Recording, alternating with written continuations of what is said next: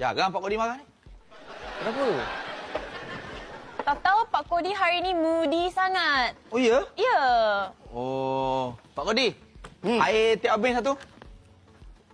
Habis? Teh obeng so. Tobing. Teh obeng. Ha? Tak nak ah, takut ah. Kau datang tak datang sini, tak nak order apa-apa, beb.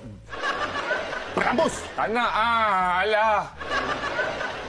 Oh, tak nak air pun nak marah. Asal lah. Ini kedai aku tau. Alah. Tak tahu perasaan aku macam mana, tak tahu. Asal. Anda tak tahu perasaan ni, tak tahu.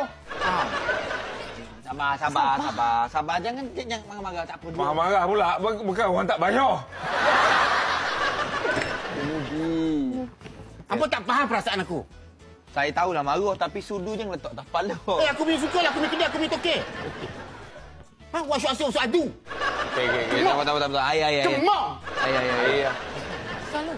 Macam mana? Tadi dia ada marah-marah juga. Mika pun dia marah. Marah. Hai, jap. Suruh saya diam. Ha? Mika. Marah-marah apa perangai lama ada lagi? Aduh, dah pening dah. Mana satu teh, mana satu kopi ni. Mika buat apa tu? Saya tengah buat cek stok baru Oh. saya. Aduh. Pak Kodi. Apa ni? Okey. Saya tahu Pak Kodi ada masalah. Nampak muka pun tahu ketak. Cuba share. Betul tak, Cuk?